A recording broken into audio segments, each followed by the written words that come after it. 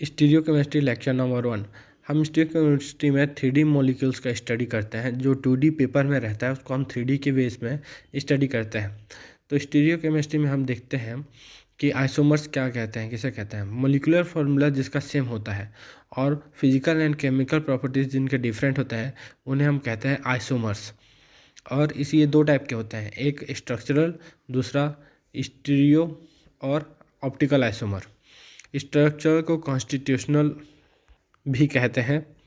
अब देखते हैं स्ट्रक्चर और कॉन्स्टिट्यूशनल की क्या प्रॉपर्टी होती है।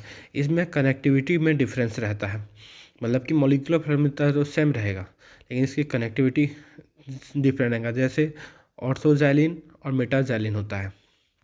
और दूसरा स्टीरियो और ऑप्टिकल आइसोमर क्या होता है, इनकी कनेक्टिविटी तो सेम होती है लेकिन स्पेशियल अरेंजमेंट डिफरेंस होता है। मतलब मॉलिक्यूल में जो एटम जुड़े हुए हैं सेम पोजीशन पे जुड़े होंगे लेकिन इनकी जो डिफरेंस क्या होगा, स्पेस में जो अरेंजमेंट होगा वो डिफरेंस होगा।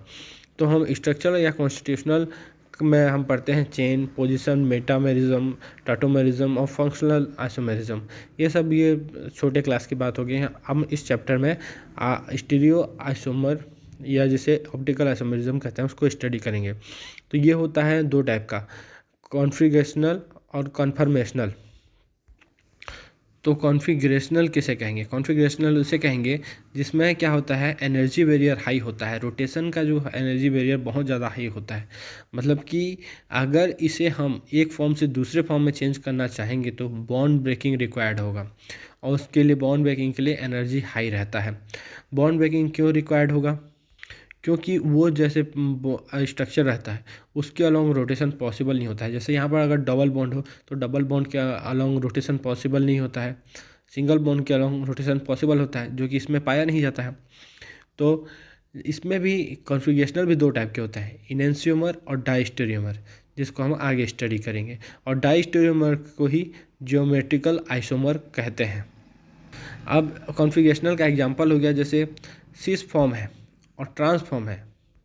डाइमेथिल 1,2 डाइमेथिल एल्कीन का सिस और ट्रांस फॉर्म क्या कहलाएगा, कॉन्फिगरेशनल आइसोमर कहलाएगा। और कन्फर्मेशनल किसे कहते हैं, कन्फर्मेशनल वो होता है जो सिंगल बॉन्ड के अलॉन्ग रोटेशन करता है, जिसका रोटेशन पॉसिबल होता है और इसके कारण जो आइसोमर्स उत्पन्न होते हैं उसे क्या कहेंगे, कन्फर्मेशनल आइसोमर्स कहेंगे। जैसे अब सिंगल बॉन्ड के अलॉन्ग रोटेशन तो पॉसिबल हो गया है लेकिन एक हाई एनर्जी का फॉर्म बनेगा, दूसरा लो एनर्जी का फॉर्म बनेगा। तो एनर्जी जिसका मैक्सिमम होगा वो इक्लिप्स फॉर्म कहलाएगा और जो एनर्जी जिसका मिनिमम होगा वो स्टैगर्ड फॉर्म कहलाएगा। अब ये आइसोमेरिज्म जितना हमने स्टडी किया उसका यूज़ क्या है। जैसे अगर किसी अल्कोहल में साइनाइड अटैक कर रहा है, CH3COH में अगर साइनाइड अटैक कर रहा है तो वो हो सकता है वो क्या करे, साइनाइड जो है फ्रंट साइड से अटैक करे तो वे अलग फॉर्म से शो करेगा, वो वेज में आ जाएगा। अगर वो बैक साइड से अटैक करे तो वो डैश में चला जाएगा। तो ये वेज और डैश वालों की प्रॉपर्टी में जो चेंजेस आता है वो बहुत ज़्यादा ड्रग इंडस्ट्री में काम आ जाता है, क्योंकि किसी का एक आर फॉर्म अगर यूज़ का है तो उसका एस फॉर्म हो सकता है पॉइजनस हो। तो इसलिए हमको इसको ध्यान से पढ़ना पड़ता है स्टीरियो को। और अगर हम बात करें आगे ऑप्टिकल एक्टिविटी या कैरिलिटी किसे कहते हैं। अगर हम किसी मॉलिक्यूल के लेते हैं और इसका मिरर इमेज बनाते हैं और मिरर इमेज उसके ऊपर नॉट सुपर इम्पोजेबल हो जाता है तो ये क्या कहलाएगा, ऑप्टिकली एक्टिव कहलाएगा या कायरल कहलाएगा।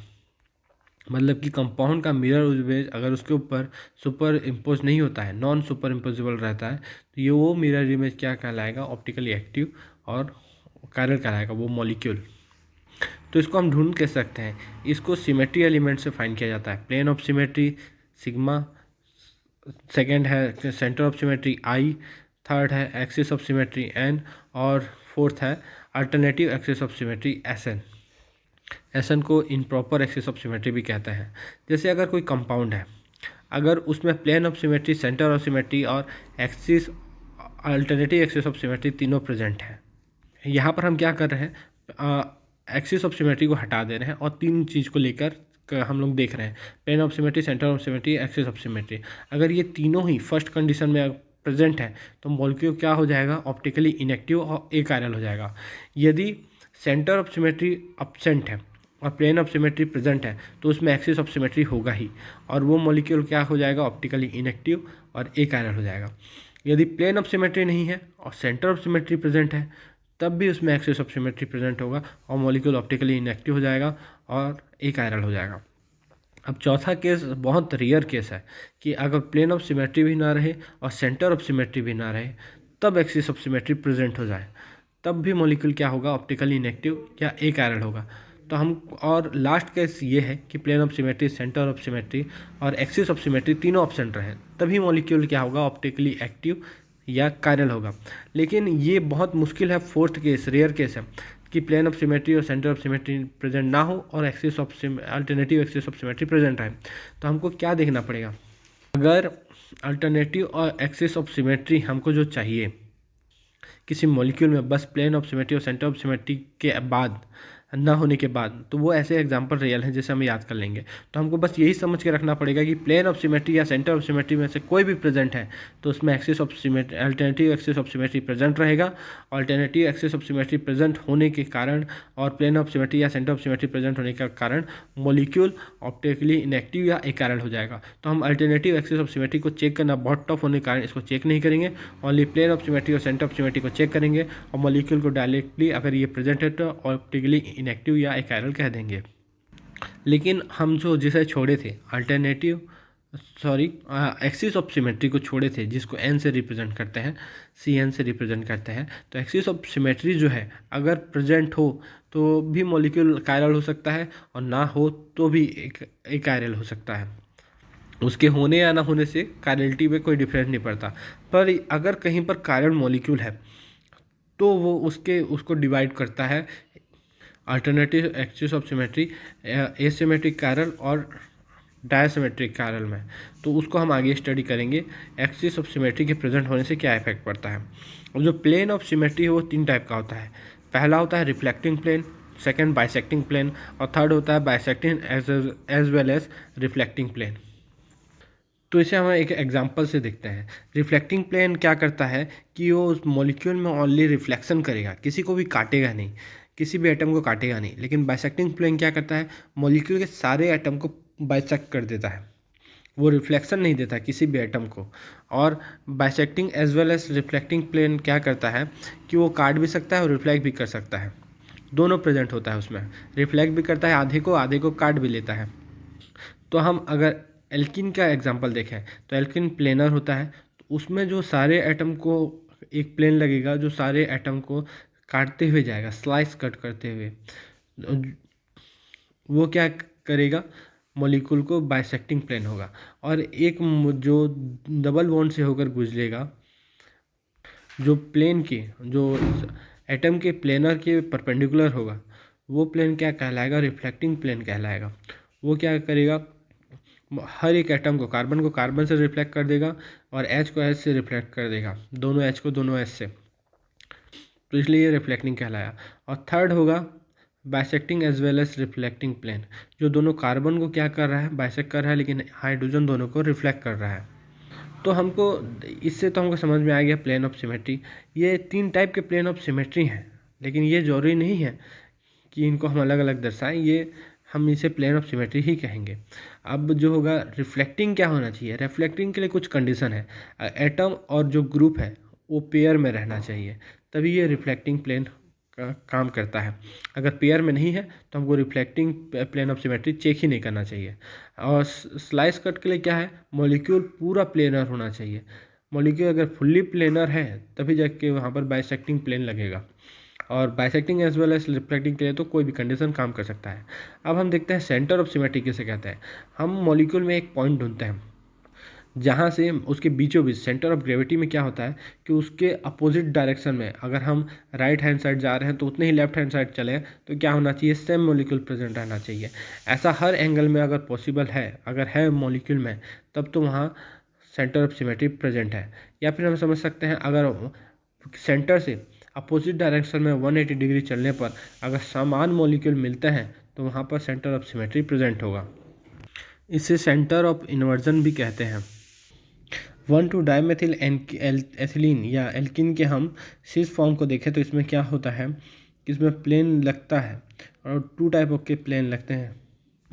नॉर्मल एल्किन में 3 टाइप का प्लेन लग रहा था, लेकिन यहाँ पर 2 टाइप के प्लेन लगते हैं और सेंटर ऑफ सिमेट्री नहीं प्रेजेंट होता है, फिर भी ये ऑप्टिकली क्या होता है, इनएक्टिव होता है। अगर ट्रांस एल्किन को देखें इसी के, तो इसमें क्या होगा, इसमें अब केवल एक ही प्लेन लगेगा फिर और सेंटर ऑफ सिमेट्री भी आ जाएगा, इसलिए ऑप्टिकली इनएक्टिव रहेगा। और भी कुछ एग्जांपल है उसे हम देख लेंगे। अगर हम देखें कि सिस एल्किन में उसके एक दो सब्स्टिट्यूएंट क्या होता है, मेथाइल ग्रुप होता है। मेथाइल ग्रुप में क्या हो जाता है, मेथाइल ग्रुप sp3 हाइब्रिडाइजेशन होता है और इसमें ए कायरल होता है। ए कायरल होने के कारण विदाउट कायरल सेंटर वाला हो जाएगा, इसलिए इसको हम स्फेरिकल मानकर चल सकते हैं। मतलब कि अगर ए कायरल मॉलिक्यूल सब्स्टिट्यूएंट के रूप में जुड़ा हुआ है तो उसको हम क्या ले सकते हैं, ए कायरल के रूप में ले सकते हैं और उसको प्लेन डालने पर वो 2 इक्वल हाफ में कट जाएगा।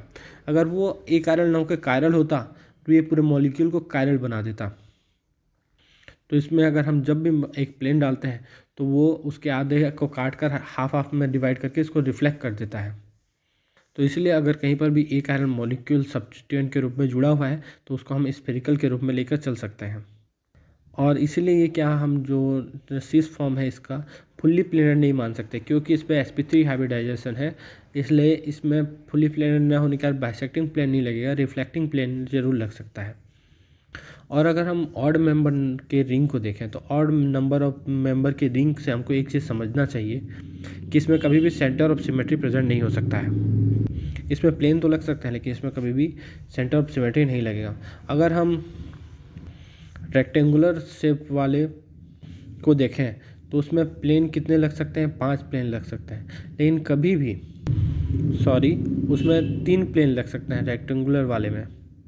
जैसे कि एल्किन जो है रेक्टेंगुलर शेप में रहता है तो उसमें जो प्लेन लगता है 3 प्लेन लगता है, 5 प्लेन नहीं लगता। उसके डायगोनली जो एक प्लेन है वो नहीं लगता है। क्यों? क्योंकि रेक्टेंगुलर की फेस में कभी भी डायगोनल प्लेन वर्क नहीं करता है, क्योंकि वो सही तरीके से रिफ्लेक्शन नहीं दे पाता है, इसलिए वो डायगोनली प्लेन नहीं लगता है। क्योंकि उसका जो रिफ्लेक्शन चाहिए होता है वो जस्ट ऊपर चाहिए होता है, लेकिन वो जस्ट ऊपर नहीं दे पाता है, वैसे एटम प्रेजेंट नहीं रहता है, इसलिए कभी भी रेक्टेंगुलर में डायगोनली प्लेन नहीं लगाते हैं। और स्क्वायर में ये प्लेन आ जाता है। इसके कारण अगर स्क्वायर बॉक्स में देखें तो उसमें जो प्लेन लगाने की हमारी अगर पूरे वो सिमेट्रिक है तो उसमें 5 प्लेन लगा सकते हैं, जबकि हम रेक्टेंगुलर में 3 ही प्लेन लगा पा रहे थे। स्क्वायर में उसके डायगोनली भी प्लेन लग सकता है। अगर किसी भी हम देखें रिंग में अगर एडजेसेंट में पोजीशन में अगर सब्स्टिट्यूएंट जुड़े हुए हैं तो उसमें कभी भी सेंटर ऑफ सिमेट्री नहीं होगा, चाहे वो सीस में जुड़े हों ट्रांस में जुड़े हों। मतलब कि एक वेज हो दूसरा डैश हो या दूसरा वेज हो और पहला डैश हो, या फिर दोनों वेज हो और दोनों डैश हो, उससे कोई मतलब नहीं है। अगर एडजेसेंट पोजीशन में अगर ग्रुप जुड़े हैं तो उसमें भी सेंटर ऑफ सिमेट्री एब्सेंट रहेगा, केवल 2 ग्रुप जुड़े हैं और एडजेसेंट में जुड़े हैं तो। और अगर किसी रिंग में अगर सेम स्टीरियो में जुड़े हुए हैं मॉलिक्यूल, जैसे अगर सीस में जुड़े हुए हैं, अगर रिंग में सेम स्टीरियो में जुड़े हैं, मतलब कि अगर सीस में जुड़े हुए हैं, अगर सब्स्टिट्यूएंट 2 सब्स्टिट्यूएंट अगर सीस में जुड़े हुए हैं तो उसमें कभी भी क्या नहीं होगा, सेंटर ऑफ सिमेट्री प्रेजेंट नहीं होगा। उसके लिए क्या चाहिए कि एक सीस में मतलब एक ट्रांस में प्रेजेंट हो, मतलब ट्रांस में हो, मतलब कि एक वेज में हो दूसरा डैश में। अगर दोनों वेज में है सेम स्टीरियो में है तो उसमें सेंटर ऑफ सिमेट्री पॉसिबल नहीं हो सकता है। अब हम इसको 4th मेंबर 3rd मेंबर के रिंग का हम डिफरेंट एग्जांपल देख लेंगे। अब हम 5 मेंबर में चलते हैं। 5 मेंबर में क्या होता है कि ये क्या होता है, ओपन एनवलप फॉर्म में रहता है। जैसे कि हम जानते हैं कि साइक्लोहेक्सेन चेयर फॉर्म में रहता है। ये 6 मेंबर का रिंग है, तो उसमें से एक भुजा को काट देंगे तो वो क्या हो जाएगा कि हाथ को हथेली को रखें और उसके उंगलियों को थोड़ा ऊपर उठाएं, उस फॉर्म में रहेगा। तो ये क्या हुआ, ओपन एनवलप फॉर्म। इसको अगर हम 2D में देखें तो इसमें हम क्या सोचते हैं कि इसमें 6 प्लेन ऑफ सिमेट्री हम लगा सकते हैं, पर ऐसा कुछ पॉसिबल नहीं होता है कि इसमें केवल और केवल एक प्लेन ऑफ सिमेट्री लगता है। इसे जब ओपन एनवलप फॉर्म में हम समझते हैं तो वो भी क्या होगा, reflecting as well as bisecting plane लगता है इसमें, और इसमें सेंटर ऑफ सिमेट्री प्रेजेंट नहीं होता है, क्योंकि ऑड मेंबर ऑफ रिंग में कभी भी सेंटर ऑफ सिमेट्री प्रेजेंट नहीं हो सकता है। सर ने सबको जितने भी मेंबर के रिंग है सबका हाथ से अपने स्ट्रक्चर बना के शो किया है, डिफरेंट टाइप एज्यूम्सन से। इसको हम लोग को याद रखना चाहिए उसके एज्यूम्सन को किस फॉर्म में शो किया है। अब 6 मेंबर ग्रुप ऑफ साइक्लोहेक्सेन को अगर देखें तो उसमें क्या होता है कि चेयर फॉर्म में प्रेजेंट रहता है। इसके 1/4 पोजीशन से एक प्लेन पास करता है, जो 1/4 को तो क्या करता है बाइसेक्ट करता है, और बाकी जितने भी हैं सबको रिफ्लेक्ट करता है आपस में। 1/4 को वो क्या करेगा बाइसेक्ट करेगा, 2 को 5 से रिफ्लेक्ट करेगा और 6 को 3 से रिफ्लेक्ट करेगा। ऐसे ही अगर 1/4 से एक प्लेन पास हो रहा है तो 6 3 से भी एक प्लेन पास हो सकता है और 2 5 से भी एक पास हो सकता है। मतलब कि अगर 2 वर्टिक्स से एक प्लेन पास हो रहा है तो इसमें 6 वर्टिक्स है तो दो के 3 पेयर बन सकते हैं और 3 प्लेन ऑफ सिमेट्री लग सकता है। और इस मॉलिक्यूल में सेंटर ऑफ सिमेट्री भी प्रेजेंट रहता है। साइक्लोहेक्सेन है, इवन नंबर का रिंग है, तो इसमें सेंटर ऑफ सिमेट्री भी पॉसिबल है। अब हम इसके डिफरेंट पोजीशन पे एटम जोड़कर देखेंगे कि इसके क्या क्या होते हैं। अब नेक्स्ट लेक्चर में स्टडी करेंगे इसके एक्सियल इक्वेटोरियल में अलग अलग पोजीशन में मॉलिक्यूल देख के हम स्टडी करेंगे कि प्लेन ऑफ सिमेट्री प्रेजेंट रहता है, सेंटर ऑफ सिमेट्री लॉस करता है, क्या होता है।